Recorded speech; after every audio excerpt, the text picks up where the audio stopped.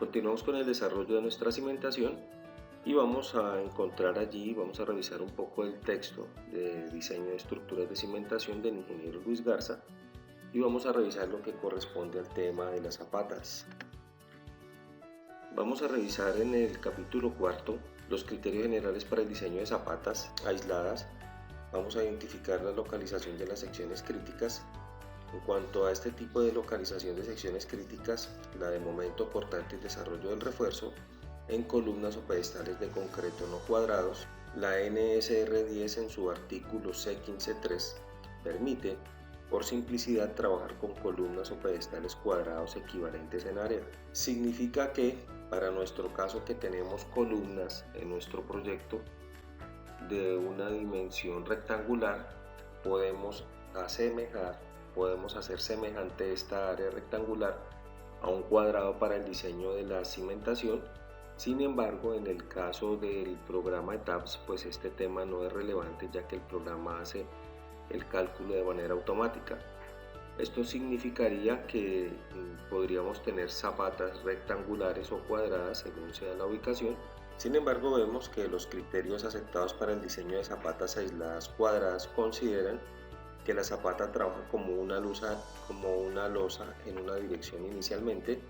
y luego se coloca el mismo acero en la otra dirección.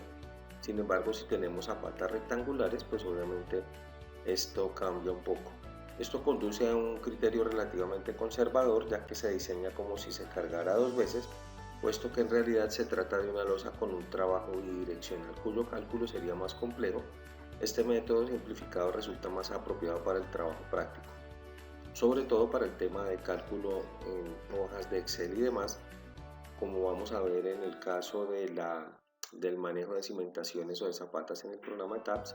pues es mucho más simplificado este valor. Las consideraciones sobre la inclusión del peso propio en el diseño de la cimentación y con respecto a la inclusión o no del peso propio de esta cimentación, incluyendo el relleno encima de ella, se debe tener en cuenta que para el efecto de la capacidad de carga del suelo, la presión que lo rodea la cimentación, a nivel de apoyo de la zapata, es una presión que debería aumentarse a la capacidad de carga del esfuerzo admisible, ya que esta es la presión que ha tenido el suelo antes de la aplicación de las nuevas cargas y por lo tanto solo la porción de carga aplicada en la base de la zapata produce movilización de la resistencia. En otras palabras, encontramos que hay varios autores que recomiendan utilizar un porcentaje adicional de carga para ese peso propio y se toma como un porcentaje adicional de la carga que baja por la columna y que puede corresponder al peso de la zapata, al relleno que se ubica sobre ella, que normalmente puede estar en un rango del 5 al 10%. Entonces esta es una sobrecarga adicional que podemos considerar dentro de la cimentación. Ahora vamos a tomar los pasos básicos para el diseño de una zapata y son 3 pasos básicamente. El primero es obtener la carga de servicio, como se identifica en B231. Se obtienen las dimensiones de la cimentación de forma conceptual compatible con el esfuerzo admisible del suelo, que se determina como Q sub A, calculada por el ingeniero de suelo a partir de las propiedades y un factor de seguridad que suele ser del orden de 3. Entonces, con esa carga que tenemos, esa carga de servicio que baja por la columna y el esfuerzo admisible del suelo Q sub A, se determina, al hacer la relación entre esos dos valores,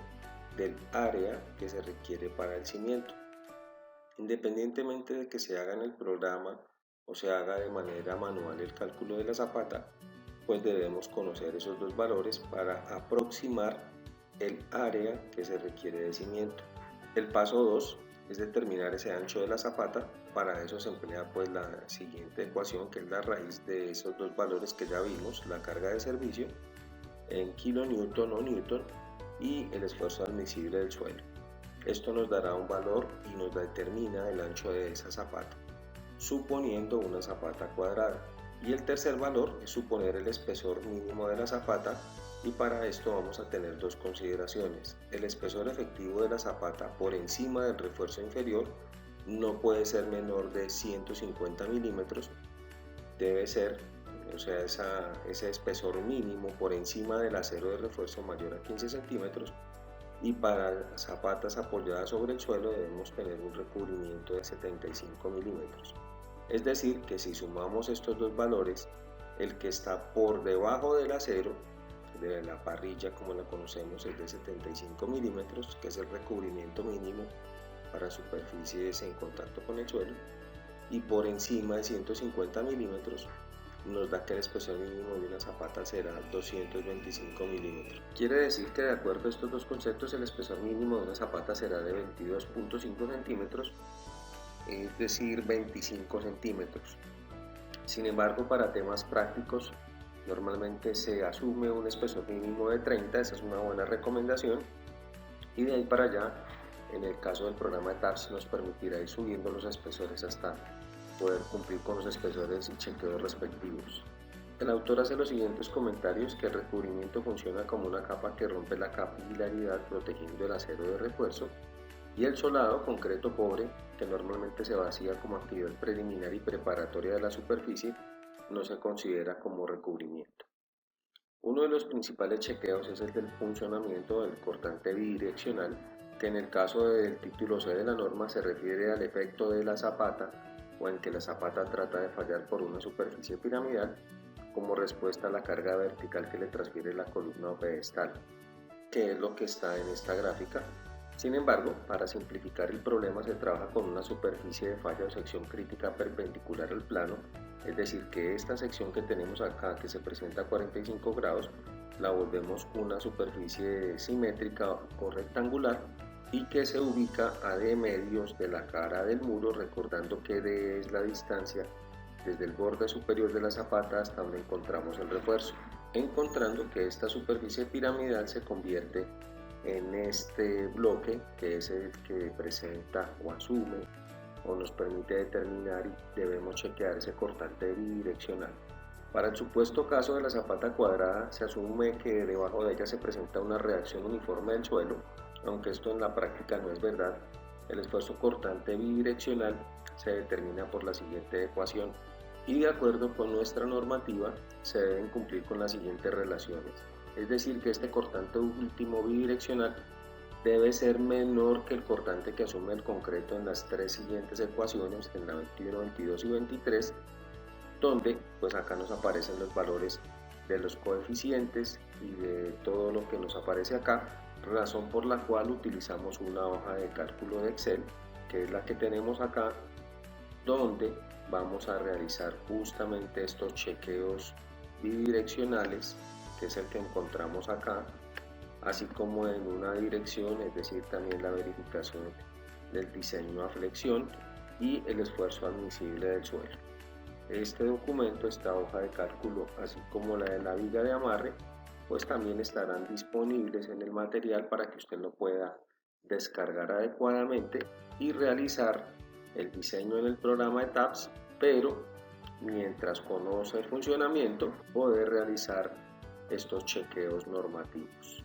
Adicionalmente, se debe realizar el cortante unidireccional, como se define en C11.1.1, se refiere al comportamiento de la zapata como el elemento viga, con una sección crítica, que es la que vemos acá, y que está localizada a una distancia de la cara del apoyo, generando un área como la que tenemos acá. Obviamente, en el caso de este cortante se debe asumir que el cortante último en esa dirección debe ser menor que el esfuerzo de corte asumido por el concreto, de acuerdo a la siguiente ecuación, y pues obviamente cumplidos estos valores significa que tanto el espesor como las dimensiones de ancho y largo de la zapata están bien. Recordemos que en el cortante unidireccional verificamos las dimensiones de la zapata y el cortante bidireccional nos permite hacer el chequeo por punzonamiento para determinar si el espesor que asumimos de la zapata es el correcto. Posteriormente, de acuerdo a C15.4.2, que es donde está el diseño de las cimentaciones, la sección crítica en la cual se calcula el momento mayorado máximo se determina pasando un plano vertical a través de la zapata justo en la cara de la columna, como lo vemos aquí, donde está esa sección crítica BD, justo en la cara de la columna del pedestal o muro si estos son de concreto. y con esto pues determinamos allí justamente donde se calcula ese momento para determinar el acero de refuerzo que necesitamos nosotros. De acuerdo con los artículos C1543 y C1544 de la NSR 10, el refuerzo resultante debe repartirse de manera uniforme a todo lo ancho de la zapata, con excepción del refuerzo transversal de zapatas rectangulares, que tiene pues una distribución diferente. Adicionalmente debemos revisar el aplastamiento, ya que como observamos en la figura 19, se suele considerar que la presión de compresión que transmite la columna se va disipando en el espesor de la zapata a razón de 2 por 1. Sin embargo, pues encontramos que la capacidad de carga por aplastamiento viene definida por esta ecuación que encontramos en C10-14-1 y debe ser tal que la carga última debe ser menor que el valor que tenemos acá, donde pues obviamente entran el área del concreto y el valor de F'C, es decir, la resistencia nominal del concreto. De esta expresión se debe cumplir que la relación entre el área 1, que es el área del elemento de carga, sobre el área 2, que es el portante bidireccional, debe ser menor o igual a 2. En este caso, o en el evento en que diera mayor, pues indica que hay una mayor área de funcionamiento que va a perforar o va a aplastar la zapata que tenemos allí. Entonces, tiene sentido hablar de aplastamiento cuando la resistencia nominal del concreto a la compresión sea mayor que la resistencia nominal del concreto F'C de la zapata, y es más importante cuando la carga es transmitida por una columna de acero. Y aquí pues vienen ya los detalles del refuerzo, tema que vamos a ver más adelante después de que hayamos hecho el diseño del elemento de concreto como tal. Por ahora vamos a proceder al diseño y redimensionamiento de la zapata para poder iniciar los cálculos correspondientes en el programa.